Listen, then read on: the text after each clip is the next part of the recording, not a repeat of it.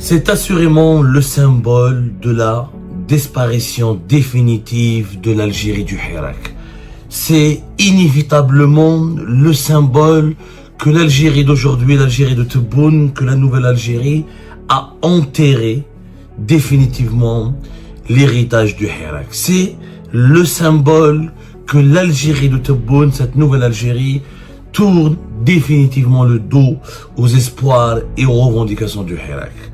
Le jeune qui a dit un jour, c'était au début du mois de mars 2019, Yitnahaou Ga, lors d'un direct qui restera dans la mémoire ou dans les annales des médias et qui restera inscrit dans la mémoire politique collective de la population algérienne, c'était sur Sky News Arabia, alors qu'ils étaient, je crois, à la place Odin, en tout cas, que dans un boulevard situé au cœur de la capitale Alger. C'était au mois de mars 2019.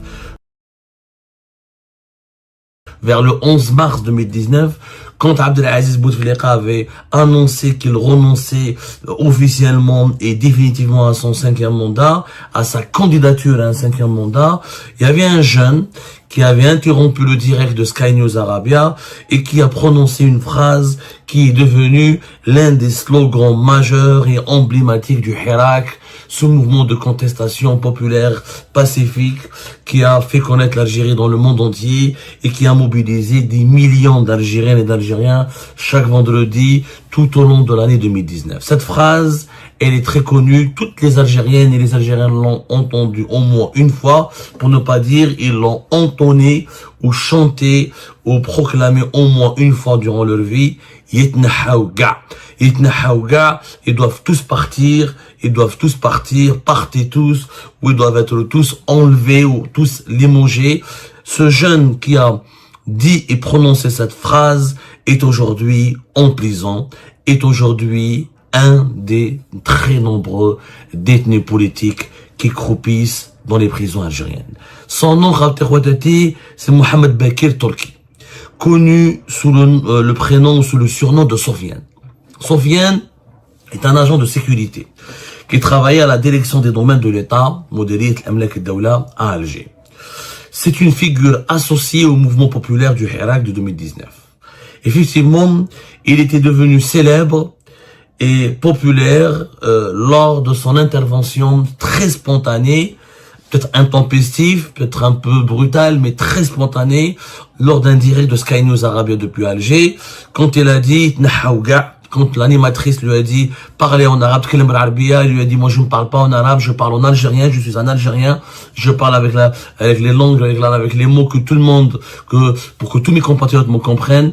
Et il a prononcé cette fameuse phrase Yitnahaou Ga, qu'ils partent tous. Voilà la traduction la plus propice, la plus lucide, la plus proche du sens initial et original de cette phrase. La vidéo, rappelez-vous, était devenue virale et le slogan s'était imposé comme l'un des plus emblématiques du Hirak. Il y avait même un hashtag Yitnahaou Ga. Le visage de Sofiane était même apparu sur des nombreuses banderoles de manifestations.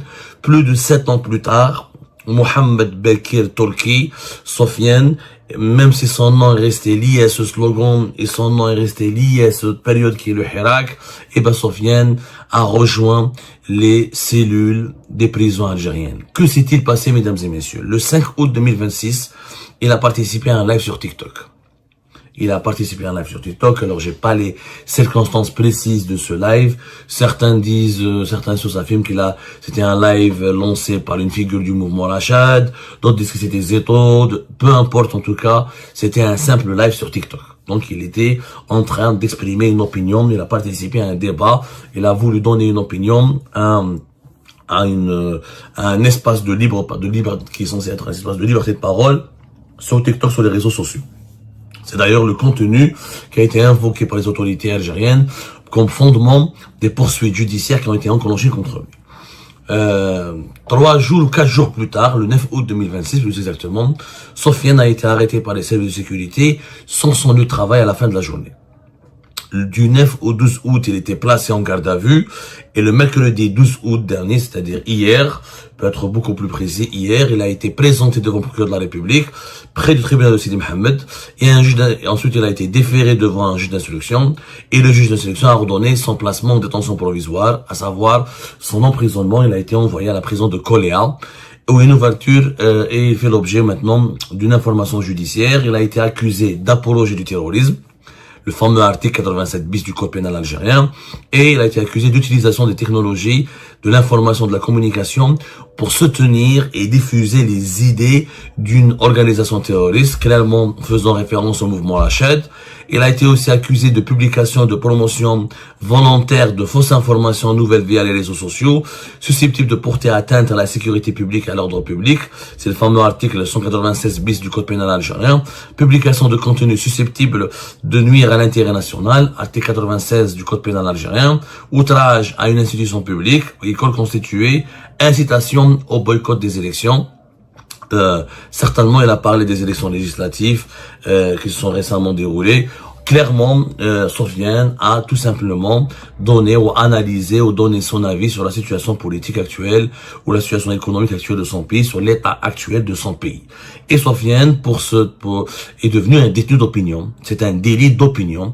Les articles apologie du terrorisme, c'est ce qui est utilisé généralement par la justice algérienne et les juges algériens pour emprisonner, incarcérer tout individu en Algérie qui discute ou parle ou échange avec des membres ou des leaders ou avec des militants du mouvement Rached ou du mouvement Le MAC, le mouvement indépendantiste kabyle, où ils reprend leurs idées ou leur contenu, etc. Il est directement accusé d'apologie du terrorisme, outrage à corps constitué, tout ça, publication volontaire, pour porter atteinte à la sécurité publique, à l'intérêt national. Tout ça, c'est des considérations complètement politiques. C'est un délit d'opinion. On l'accuse, Sofiane, je sais pas qu'est-ce qu'il a dit précisément, on va creuser le sujet, mais quoi qu'il arrive, ça reste une opinion. Il n'a pas attaqué quelqu'un, il n'a pas agressé quelqu'un, il n'a pas appelé au meurtre, il n'a pas appelé à la haine, il n'a pas appelé à la révolte, il n'a pas volé, il n'a pas violé, il n'a pas commis d'actes physiques. Il a donné une opinion.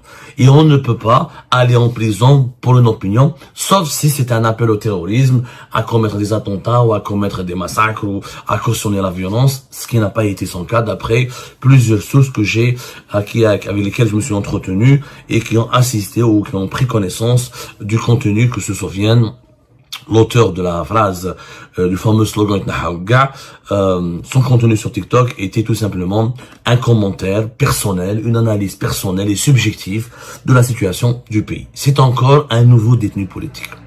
Tout simplement. C'est encore un nouveau détenu politique. C'est très grave. Encore une fois, je suis complètement... Alors, le live date du 5 juin 2026, pardonnez-moi, pas du 5 août. Hein. C'est le 5 juin 2026, pas le 5 août. Alors certaines sources parlent du 5 août, d'autres disent ça remonte au 5 juin 2026. Bon, les accusations d'apologie du terrorisme, c'est tout simplement une invention de la justice algérienne. C'est le cas, ça c'est un cas typique. C'est vraiment ce qui s'est passé avec de très nombreux détenus politiques, après de très nombreux et nombreuses Algériennes et Algériens qui ont été emprisonnés pour avoir exprimé leur opinion sur les réseaux sociaux, notamment sur TikTok, qui est devenu aujourd'hui très populaire auprès des jeunes. Je pense que Sofiane est encore jeune, hein. C'est quelqu'un qui est maximum âgé dans la quarantaine. Je pense qu'il est plus jeune que moi, en tout cas, entre 30 ans et 40 ans maximum. C'est quand même un symbole que l'auteur du slogan terme fini, n'a pas été encore condamné. En tout cas, son procès ne va pas se dérouler d'ici demain. Il va passer quelques mois minimum en prison. Aucun détenu, très peu de détenus d'opinion sont restés moins d'une année en prison en Algérie. C'est entre 1 année et 2 ans la période minimale. Ça peut aller jusqu'à 5 ans pour certains cas de figure, mais c'est au moins entre 1 année et 2 ans de prison ferme. Le fait que Sofiane Mohamed Belkir Torki finisse en prison comme beaucoup d'autres détenus politiques, beaucoup d'autres journalistes indépendants, beaucoup d'autres opposants, c'est symbolique, c'est un acte symbolique. Nous sommes en 2026, 7 ans après le Hirak, c'est clairement la démonstration que l'Algérie d'aujourd'hui, que la nouvelle Algérie de Tebboune, est tout simplement en porte-à-faux. Elle est tout simplement, elle s'inscrit dans une opposition directe avec les revendications du Hirak. Pourtant, le Hirak a été évoqué, instrumentalisé, utilisé par Abdelmajid Tebboune et son régime pour s'acheter ou pour s'offrir ou pour se doter d'une légitimité. Tebboune a toujours dit le Hirak al-Moubarak. C'est d'ailleurs grâce au Hirak que Tebboune est au pouvoir. Il faut savoir que s'il n'y avait pas le Hirak, s'il n'y avait pas les 13 millions d'Algériens et d'Algériens qui étaient mobilisés de février jusqu'à début avril 2019, si Abdelaziz Bouteflika n'avait pas été délogé du pouvoir et si le 5e mandat n'avait pas été stoppé, Abdelmajid Tebboune aujourd'hui aurait été en prison. Parce que le clan Bouteflika lui préparait déjà, il a évité de séjourner en prison miraculeusement en 2017. S'il était encore, si Saïd Bouteflika et le clan Bouteflika avaient exécuté son agenda et sa feuille de route en 2019, Tebboune aurait eu de très graves ennuis. Les oligarques, ils lui en voulaient toujours, ils l'avaient toujours dans le viseur, ils voulaient toujours le punir et se venger. Il avait beaucoup d'ennemis, beaucoup d'adversaires, y compris Saïd Bouteflika en personne. Donc le Hirak a sauvé Tebboune quand même. Jamais, au grand jamais, Abdelmajid Tebboune n'aurait pu devenir président de la République, ni Saïd Chengreha n'aurait pu devenir chef des armées, ou patron de l'institution militaire, s'il n'y avait pas eu les événements controversés ou les événements, les turbulences politiques provoquées par le Hirak en février 2019. Jamais. Donc Abdelmajid Tebboune doit tout au Hirak. Abdelmajid Tebboune doit sa survie, il doit sa liberté, il doit son accession au pouvoir, il doit l'instauration de son système et de son régime au Hirak. Mais l'affaire Sofiane démontre que maintenant Tebboune s'en fout du Hirak. Qu'il a utilisé le Hirak, qu'il a surfé sur la vague du Hirak pour atteindre un objectif bien précis, qui est la conquête du pouvoir. Le Hirak a été utilisé comme un chameau pour traverser le désert qui était l'Algérie à l'époque. Pour sa traversée de désert, Abdelmajid Tebboune et ses dirigeants ont utilisé le Hirak. Ils l'ont utilisé comme une planche de salut dans cette mer agitée qui était l'Algérie en 2019. Ils sont arrivés au bon port, ils ont réalisé leur objectif. Maintenant, le Hirak fait partie des archives, fait partie du passé. On solde de ce passé et on l'enterre. Il n'est pas question. Le pouvoir actuel a clairement une feuille. On le disait, moi je vous le disais au lendemain du début de la grande répression de 2020-2021, le pouvoir actuel dans sa version Tebboune et Chengreha ont pris une décision définitive, un pacte. Ils ont scellé un pacte. Il n'est plus question de tolérer un certain seuil de liberté publique et de liberté individuelle pour éviter à tout prix le retour du Hirak et pour éviter à tout prix que l'esprit du Hirak reste en vie. Il était question non seulement d'empêcher les manifestations publiques du Hirak, mais il était aussi question de tuer l'esprit du Hirak, de le neutraliser définitivement. Il fallait s'attaquer aux idées du Hirak, aux valeurs du Hirak. Il fallait les neutraliser, il fallait les enterrer. Il fallait tout simplement les détacher de l'esprit des Algériennes et des Algériens. Pourquoi? Parce que ces valeurs et cet esprit étaient considérés comme dangereux pour le pouvoir Tebboune. Le régime Tebboune ne veut pas des valeurs du Hirak. L'alternance au pouvoir, l'égalité sociale, la fin des inégalités, le droit à la liberté d'expression, une justice indépendante, un état de droit, la culture des bilans, les dirigeants qui doivent rendre des comptes au peuple, le peuple qui décide, le peuple qui décide, des institutions qui émanent de la volonté du peuple et du peuple. Tout ça, c'est des idées qui sont contraires et qui sont à l'opposé et qui mettent même en péril l'existence même du régime Tebboune. Le régime Tebboune a existé. Il existera par la dictature, par la terreur. Qu'on le veuille ou non, Abdelaziz Bouteflika n'était pas un grand démocrate, mais c'était un despote éclairé. Il avait une légitimité. Sa légitimité, c'était la fin de la décennie noire. Bouteflika, il n'est pas venu, c'est pas un démocrate. Son élection, son arrivée au pouvoir était controversée, etc. On peut dire ce qu'on veut. Il a même bénéficié d'un certain trucage. Il a même été parrainé par les composantes les plus importantes du pouvoir pour arriver à la tête du pays, à la présidence de la République. Mais il avait une légitimité. D'abord, la légitimité révolutionnaire, la guerre de l'indépendance, que Tebboune n'a pas. Il était quand même le bras droit de Houari Boumedienne, donc il a une légitimité historique. Deuxième légitimité, c'est qu'il a fait la concorde civile. la réconciliation nationale. Il a ramené la paix en Algérie. Il y a eu la paix qui est revenue. Il y a eu quelques attentats plus tard, quelques événements, quelques troubles, quelques événements dramatiques, mais grosso modo, la guerre civile avait cessé. Ça, c'était ça la légitimité de Bouteflika. Et il a lancé la reconstruction de l'Algérie. Qu'on le veuille ou non, l'Algérie, elle a réglé ses dettes, elle a construit des infrastructures. Durant les 2 ou 3 premiers mandats de Bouteflika, Bouteflika était légitime. Le problème de Bouteflika a commencé avec son quatrième mandat. Quand il est devenu malade, incapable de diriger le pays, et quand il a commencé à céder son pouvoir à son frère et son entourage. Tebboune n'a pas de légitimité. Tebboune, c'est un accident de l'histoire. Tebboune est arrivé au pouvoir grâce aux élections de décembre 2019, qui étaient rejetées par le peuple du Hirak, qui étaient boycottés, qui était tout simplement, il y avait un divorce avec la population. Ensuite, il a régné par la terreur.